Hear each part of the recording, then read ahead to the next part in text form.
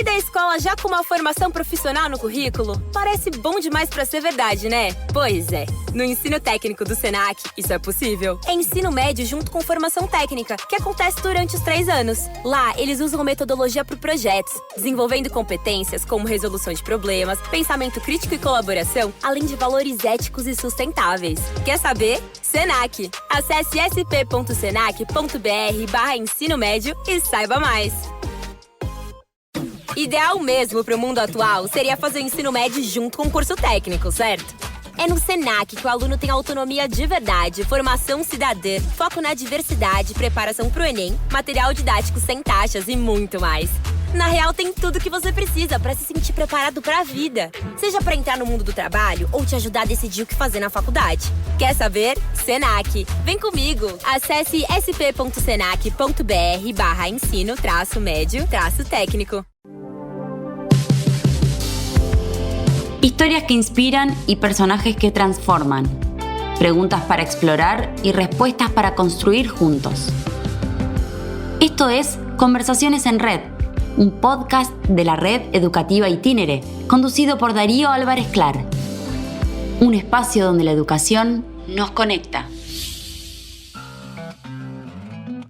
La ciencia es una forma de mirar el mundo, una forma juguetona, lúdica, preguntona, y está al alcance de cualquiera que tenga ganas de hacerla. No está todo perdido ni mucho menos, no es que ya está, se acabó y no sirve de nada mandar a alguien a la universidad. No, de ninguna manera. Sirve y de mucho. Nos falta un poco ajustar las tuercas en este cambio de pensamiento, en esta adaptabilidad frente a los cambios. ¿Cómo transmitir la pasión por la ciencia a los niños y a los jóvenes? ¿Y cómo cambiar la idea de que se trata de algo lejano? En este episodio de Conversaciones en Red hablamos con Diego Golombek, doctor en biología, investigador del CONICET y divulgador científico reconocido en medios gráficos y televisivos. Diego comparte su enfoque sobre la importancia de la ciencia, los ritmos biológicos y nos invita a explorar cómo todo este mundo puede ser algo cercano, entretenido y transformador. Una conversación que nos inspira a ver lo que nos rodea con mayor curiosidad y profundidad. Gracias, Diego. Gracias por recibirnos este rato y por invitarnos a pensar y a recorrer algo de tu trayectoria vinculado con la ciencia y la educación. No, gracias por invitarme, Darío, es un placer, así que dale, son mis temas favoritos, así que adelante. Bueno, muchos te conocemos, te leemos, te escuchamos, te vimos en charlas TED, te vimos en TED Río de la Plata, sabemos tu pasión por la ciencia, pero mi primera pregunta tiene que ver con este rol que vos has encarado junto a algunos colegas, pero fuiste uno de los adalides de esto. ¿Cómo cambiar la idea de la ciencia como algo duro, difícil de entrarle, a ser un divulgador científico, a sensibilizar a niños, jóvenes, adolescentes y adultos con otra mirada de la ciencia? Entonces tenemos que tener claro una cuestión de definiciones, ¿no? Cuando vos hablas de ciencia, la gente piensa inmediatamente en investigación profesional, ¿no? En gente rara, con guardapolvo, con anteojos, con moscas en la cabeza y que no se entiende nada de lo que hacen. Primero, ese no es un buen diagnóstico porque no se parece mucho a lo que es hoy una científica o un científico, pero eso no es la ciencia.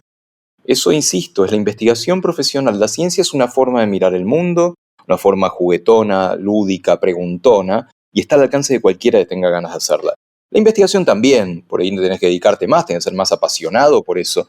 Y me parece que confundir eso implica dejar mucha gente afuera.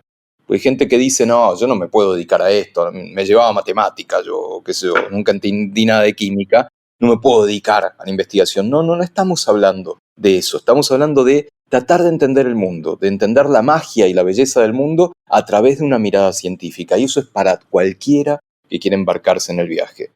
Cuando logremos no confundir tanto estas cosas, creo que acercamos mucho más a la gente esta mirada de la ciencia.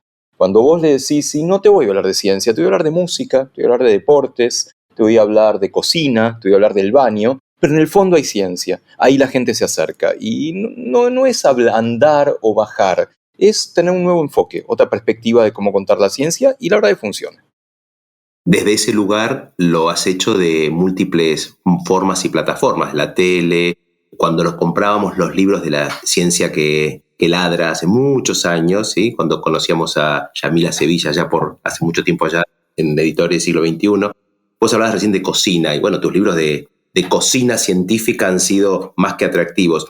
Quizás lo que pienso es que, además de hacerlo accesible, como decía antes, por ahí lo que se instaló desde el lugar que vos proponés es lo que la escuela tradicional evitaba y aplastaba, que era la curiosidad. Me parece que hay algo de la ciencia desde el lugar de la curiosidad y no desde el hay que aprender ciencia, que vos despertaste, encendiste esa llama. ¿Vos lo ves de esta manera? Es que hay que aprovechar los recursos que te brinda un formato como la tele, los libros, los diarios, el teatro, para eso, para prender la curiosidad. Y la verdad que tenemos una maestra al respecto, una querida como una amiga, que es Meli Furman, tan recordada y tan querida, que es la reina de la curiosidad. Fíjate, yo sigo hablando en presente de Meli, ¿sí? Es la reina de la curiosidad y la que nos enseña un poco qué recursos utilizar para esto, y de nuevo, funcionan. No son cosas teóricas. Esto de Meli yendo a un aula y proponiendo jugar a un experimento, o desde otro lado, lo que yo hago en la tele o en un libro también, jugando para despertar curiosidades. Todos somos bichos curiosos, es parte de ser humanos, ¿sí? Entonces, olvidarse un poco de eso es quitarle humanidad a un estudiante o a su familia o lo que fuera. Y traer esa curiosidad, que valga esa curiosidad, que ninguna pregunta sea un disparate, recontra funciona, en el aula o en aspectos no formales o en un museo o en un espectáculo que tenga ciencia. Seamos curiosos juntos, digamos disparates, porque en realidad en ciencia no hay disparates. Pensemos cosas voladas, como cuando éramos chicos, por ahí que nos animábamos a preguntar alguna cosa. La escuela muchas veces contribuye a que no nos animemos a preguntar esas cosas. Y para hacer una mirada científica del mundo hay que animarse a preguntar con total desparpajo, con total ignorancia y con un no sé que abra puertas. Eso es hacer ciencia, en la escuela o en cualquier otro lado. Hablas de un factor que es curiosidad, que es no tener reparo de hacer con otros, y también de este desarrollo del pensamiento crítico, ¿no? Que no hay una respuesta absoluta, de poder seguir planteando preguntas, cosa que otra vez, como educador debo decir, la escuela más tradicional, las preguntas no tenían lugar solo las respuestas. Y vos muchas veces nos has invitado a esto, hagámonos preguntas, tus libros están llenos de preguntas más que de respuestas muchas veces. Es que una buena pregunta científica, casi por definición, es aquella que no se cierra con una respuesta. Acá me refiero a la ciencia profesional, ¿no? Vos haces una buena pregunta científica, cuando la cerraste, entre comillas, abriste muchas puertas más, muchas preguntas más. Eso en general no está presente en la ciencia escolar. En general la ciencia escolar es una de pregunta y respuesta, y pasemos a otra. En lugar de dejar abrir algo, queda un poco de miedo, ¿no? Un poco de miedo a los y las docentes. No, pero si yo abro, ¿con qué van a venir los pibes? Y ahí es donde se cuece un poco la ciencia, en esa magia de que aparezcan cosas nuevas y animarnos a decir no sé y a ir a buscar esa respuesta con los medios que tengamos a mano, con lo que podamos hacer en la escuela, buscando a científicos que vayan a hablar a la escuela, que están más que deseosos de hacerlo, buscando en internet, buscando en los libros, donde sea necesario. Ahí es donde se empieza a hacer ciencia en la escuela, pasa ciencia en la escuela. ¿Sí? Esto de pasar ciencia también es una definición de Meli, de otros amigos, Gabriel Gelón, del Safeger, de que pase ciencia en la escuela, y cuando pasa es maravilloso y todos lo sabemos eso. Me lleva a otra palabra, a otro hashtag, que es muchas veces en la docencia decimos que nos falta humildad, que la humildad es decir no sé. Por lo tanto, si hago con otro, que es un experto en el tema, nos podemos complementar.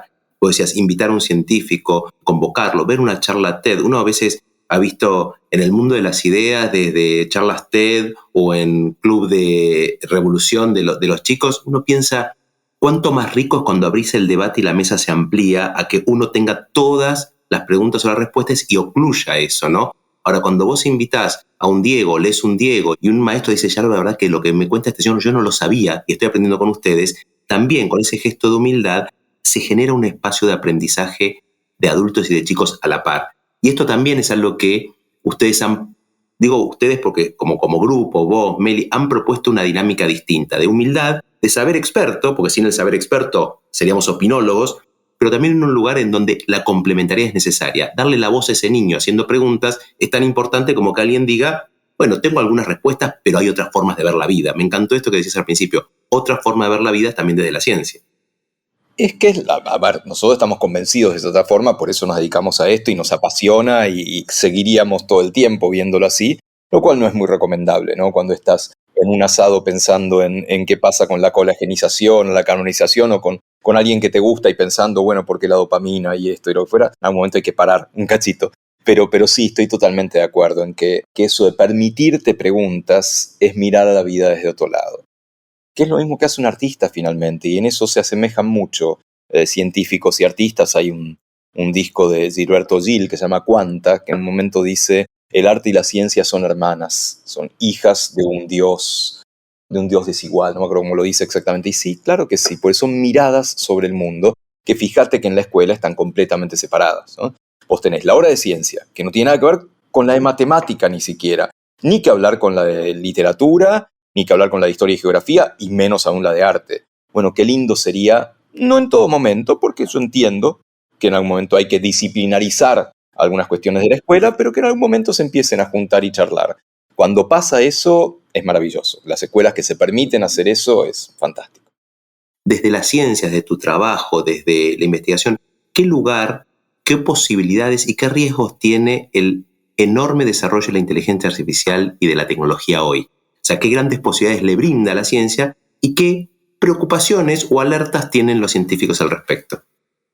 Las posibilidades son enormes. Como herramienta tecnológica es extraordinario. La ciencia contemporánea se basa en datos, se basa en muchos datos, ¿sí? En datos grandes, en Big Data. Cualquier ciencia en este momento, incluyendo las ciencias sociales, están empezando a utilizar estas enormes bases de datos que generamos a veces sin saberlo y a veces queriendo.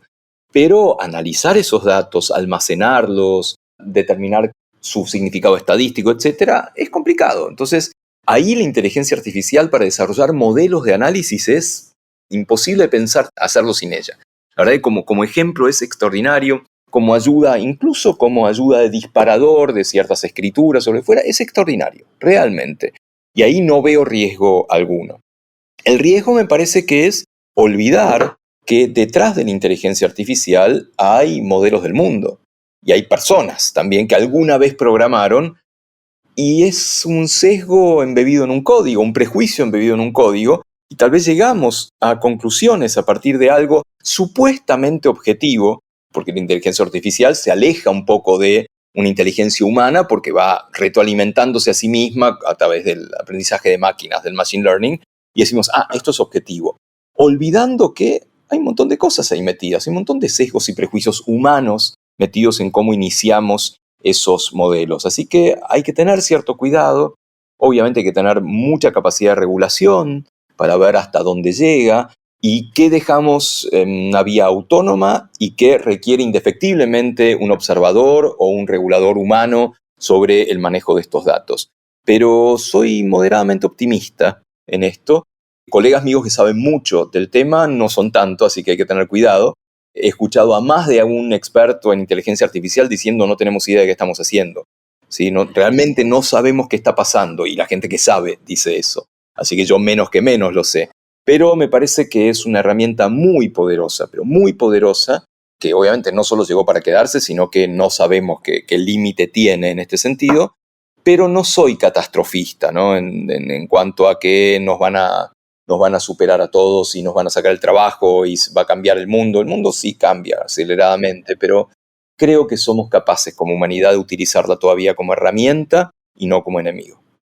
Está buenísimo y me haces pensar en otro tema o en otra vertical que tiene que ver con esa cuota de incertidumbre que tiene la vida, la educación, la ciencia, que es no sabemos lo que va a pasar, pero parte vamos a poder construir y parte vamos a poder adaptarnos. Y en ese sentido, dentro de la red, a partir de los 15 años más o menos, le proponemos a las chicas y a los chicos que sean parte de su propio proyecto personal de vida, despertando vocaciones, intereses, curiosidades, experiencias de todo tipo, yendo a universidades y puntualmente en el ámbito universitario, en el cual vos también te desarrollás, también a veces es difícil contarle a los papás que estás dando herramientas a niños, a jóvenes, a adolescentes, para futuros inciertos, para carreras que no existen, cosa que decimos hace mucho tiempo, y vos mismo dirigís áreas como el Laboratorio Interdisciplinario del Tiempo, aparecen carreras que uno no conocía. ¿Qué visión tenés vos del mundo universitario y esta transformación de vocaciones, futuros, carreras y otras áreas de conocimiento? A ver, es cierto que estamos en tiempos cuantitativamente muy diferentes de los otros. Yo creo que no tanto cualitativamente. Toda época siente que es la época en la cual cambió todo, ¿no? ¿Qué habrán pensado quienes vivían cuando se domesticó el fuego, o la agricultura, o la revolución industrial? Bueno, ahora se pudrió todo, ¿no? Cambió todo y no vamos a sobrevivir a esto. En ese sentido no creo que cualitativamente estemos en un momento diferente, sí cuantitativamente. Las cosas van muy rápido. Las tecnologías van muy rápido, se duplica la capacidad de procesamiento de una computadora cada año o cada menos de un año, la inteligencia artificial, la biotecnología, van realmente muy rápido. Y obviamente la cultura no va tan rápido. La cultura dentro de la cual tenemos que meter al mundo universitario, al mundo de profesiones, carreras, etcétera, va más lento, ¿sí? Casi por definición, ¿sí? Si una carrera dura varios años y el mundo está cambiando cada menos de varios años y te quedas atrás. Eso hay que aceptarlo. Es así, claramente es así. Lo que no debemos aceptar es el hecho de no dotar a nuestros estudiantes de algunas herramientas generales que les permitan adaptarse a esos cambios. Yo le puedo enseñar biología, le puedo enseñar física, le puedo enseñar economía a un estudiante y está muy bien que sepa las bases de esto. Sin eso no va a ser una buena bióloga, un buen economista o una buena física. Pero al mismo tiempo le tengo que enseñar qué hacer cuando el mundo cambia. Cuando el mundo cambia y vos no tenés idea de para dónde cambió. Y eso estamos un poquitito lentos, tanto en la escuela, en la educación formal, como en la educación superior. Estamos un poquitito lentos y tenemos que obligarnos a pensar cómo hacer para este mindset, para esta forma, esta estructura de pensamiento que te permita adaptarte a los cambios. Uno lo aprende a los tumbos, ¿sí? Yo soy una persona grande, hace mucho me dedico a ciencia, y la ciencia cambió, pero aceleradísimamente en mis décadas de haber trabajado de investigador. Yo no sé los detalles, no puedo saber los detalles de dónde está ni siquiera la ciencia, ni siquiera la biología, ni mi disciplina, la cronobiología o el estudio del sueño. No sé los detalles. Pero lo que sí sé es cómo adaptarme cuando aparece una tecnología nueva, un concepto nuevo, una nueva forma de analizar datos. Bueno, eso es lo que yo tengo que hacer y en eso tengo que entrenar a mis estudiantes. Si logro eso, realmente creo que la meta está cumplida. Si además de eso aprenden conceptos fuertes y sólidos, bienvenido. Pero esos conceptos fuertes y sólidos lo son hoy. Mañana se tambalean. Entonces, ese cambio de pensamiento definitivamente está bastante ausente de la educación formal y está muy poco presente en la educación universitaria. Y es algo que tenemos que plantearnos. No está todo perdido, ni mucho menos. No es que ya está, se acabó y no sirve de nada mandar a alguien a la universidad. No, de ninguna manera. Sirve y de mucho. Nos falta un poco ajustar las tuercas en este cambio de pensamiento, en esta adaptabilidad frente a los cambios. Ese desarrollo de una educación basada en habilidades, en competencias, en un pensamiento crítico, con una información que se desactualiza, que se pone vieja, que se cuestiona, también ha puesto sobre la mesa al estudiante como el centro, ¿no? Y esta idea de no todos somos iguales, en donde por suerte son sociedades cada vez en donde se celebra más la diversidad. En nuestras escuelas lo decimos, la diversidad tiene que ver con la diversidad de pensamientos, de creencias, de formas de ver la vida, de conformar la familia, pero también de formas de aprender. Entonces, esa idea de una escuela en donde la diversidad se acepte, me pregunto, y vos dijiste una palabra que es una de tus especiales, la cronobiología. ¿Esa diversidad, hay comunes denominadores en los tiempos y los ritmos biológicos de las personas, más allá de las formas de aprender, de los intereses y todo? ¿Hay algo en común? ¿Esa cronobiología, hay algo que tengamos que tener en cuenta? Padres, adultos, educadores, personas que cuidamos a chicos y a jóvenes. Sí, por supuesto que sí. Primero hay mucho en común desde el punto de vista en que somos todos humanos y humanas. Por tanto, tenemos un cerebro muy parecido, con sutilezas de diferencia. A veces esas sutilezas te marcan la cancha, claramente. Entonces, de ese cerebro hay un pedacito de cerebro que mide el tiempo y le dice al cuerpo qué hora es. Lo llamamos reloj biológico. Eso también es común a toda la humanidad y te hace más predispuesto a determinadas actividades o a incorporar información o a rendir mejor, tanto de manera cognitiva como física, en distintos momentos del día. Somos bichos diurnos, evolucionamos para estar activos de día y dormidos durante la noche. Y a lo largo de ese día, nuestro rendimiento cambia. Por ejemplo, nuestro rendimiento físico claramente es mejor por la tarde, que es cuando nuestra tasa metabólica está más alta, la temperatura está más alta y así sucesivamente. Entonces eso ya es una generalización. Pero podemos hacer doble clic sobre esa generalización porque ese reloj tiene sabores diferentes, tiene como indicaciones diferentes para su portador. En algunos la indicación es más matutina, hace que la gente se despierte más temprano y esté fenómeno a la mañana y a la tarde vaya pidiendo pista para prepararse para dormir, y por el contrario hay personas que el sabor es más vespertino. Le cuesta mucho a esas personas despertarse por la mañana y a la tarde recién empiezan a estar bien activos y sienten que su cerebro rinde mucho más. Uno es más o menos matutino o más o menos vespertino, esto es una característica bastante individual e incluso con alguna característica genética, en algunos casos hereditaria. Pero más allá de esta variación interindividual, hay otra generalización importantísima para la educación, que es que el reloj va cambiando a lo largo del desarrollo, va cambiando a lo largo de la vida. De ser bichos que no somos claramente matutinos o vespertinos, como los bebés o la primera infancia, que claramente tenemos que aprender a cómo manejar la energía, cómo manejar la ingesta, cómo manejar el sueño, y sí, hay siestas muy frecuentes durante el día y durante la noche cuando sos bebé. A una marcada influencia matutina en la infancia, en la educación primaria, por ejemplo, en la etapa primaria, los pibes tienden a ser más bien matutinos. Acá influye muchísimo la cultura, ¿sí? Que los padres sean muy razonables en cuanto al horario de dormir, que sean muy regulares, tanto en el horario de dormir como de despertarse. Pero algo ocurre luego de la tempestad. Luego la pubertad, que es la tempestad endocrina, ¿sí? Bueno, casi un sinónimo. Es que justamente se lo llama la tormenta perfecta, a este fenómeno. Claro. ¿Por qué la tormenta perfecta? Porque luego de la pubertad, y no sabemos del todo por qué, empieza a haber una pelea entre el reloj interno y el reloj social. El reloj interno comienza a hacerse cada vez más tardío. Los y las adolescentes son búhos. Típicamente les cuesta mucho despertarse de día y están fenómeno a la noche. Por eso se quedan chateando, jugando o estudiando, lo que fuera a la noche. ¿Por un fenómeno cultural? Claro que sí, pero ese fenómeno cultural se monta sobre una necesidad biológica. ¿Y dónde está la tormenta entonces? En que al día siguiente la sociedad los obliga a despertarse muy temprano, porque la escuela secundaria comienza muy temprano. En casi todo el mundo, comienza a las 7:20, 7:30 de la mañana, 7:40 en el mejor de los casos, y los chicos y las chicas están dormidos, literalmente dormidos. Entonces acá tenemos algo que resolver. Uno podría decir, bueno, que se vayan a dormir más temprano. No pueden, porque su reloj biológico medio se los impide. Se pueden ir a la cama temprano, pero eso no garantiza que se vayan a dormir. Entonces, ¿qué podemos hacer? Tal vez empezar un poco más tarde, la escuela secundaria. Es difícil, no es imposible. Ordenar los horarios hacia adentro de la jornada escolar. Tener mejor exposición a la luz solar, que es claramente la nafta, la gasolina del reloj biológico. Hay mucho que hacer si lo consideramos. Y esto se extiende, porque la adolescencia cronobiológica no termina con el secundario, termina en los 20, 21 años de edad. O sea, los primeros años universitarios también sufren un turno temprano demasiado, ¿sí? Demasiado temprano, que es antes de las 8 la universidad. Con lo cual tenemos que considerarlos por su bien, por su desempeño académico, por su salud, por su estado de ánimo. El dormir bien o dormir en horas adecuadas incide en el estado de ánimo. Si uno no duerme bien, está de mal humor. Y si está de mal humor, tiene malas relaciones interpersonales y mal rendimiento. Con lo cual hay mucho que considerar, tanto de lo general, de ser una especie que es una especie diurna y debiera centrar todas sus actividades durante el día, a estos cambios que se dan a lo largo del desarrollo que tienen incidencia directa en la escolarización.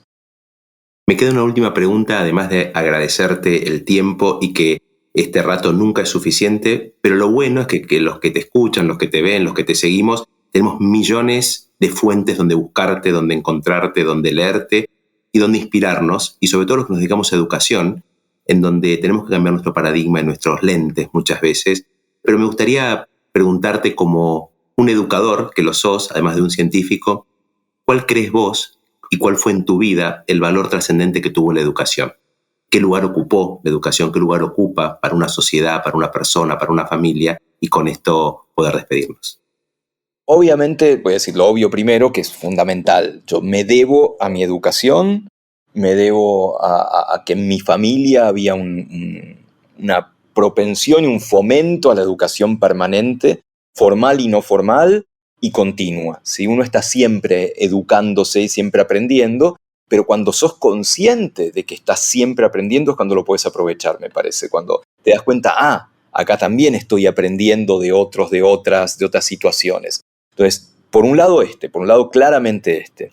Por otro lado, el poder parar un cachito y deslumbrarte, ¿no? Que te puedan deslumbrar tus profes, tus compañeros y tus compañeras, decir, wow, che, lo que acabo de decir, lo que acabo de entender.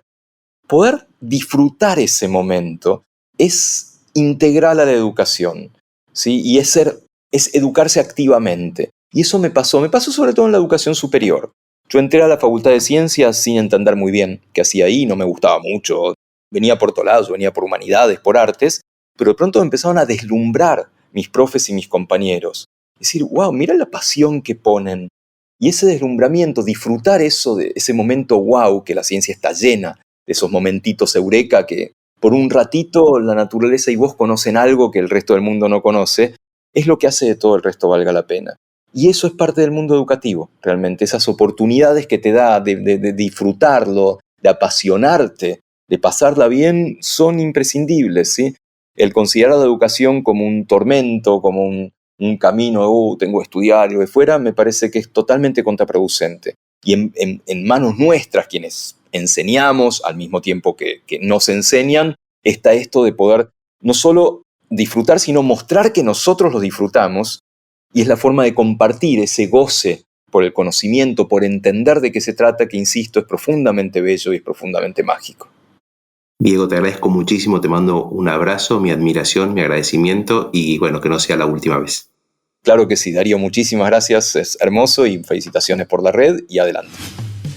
Si te gustó este episodio de Conversaciones en Red, podés seguir a Diego Golombek en sus redes, @diego.golombek en Instagram y conocer más sobre sus investigaciones y sus proyectos en redes sociales. Esto fue Conversaciones en Red. La educación nos conecta. Un podcast de la red Itinere, una red de instituciones educativas en el Cono Sur que tiene como objetivo crear comunidades en sus colegios y en espacios de diálogo como este. Si te interesó, podés seguirnos en nuestras redes sociales, @RedItinere, para enterarte de los próximos episodios y seguir conversando.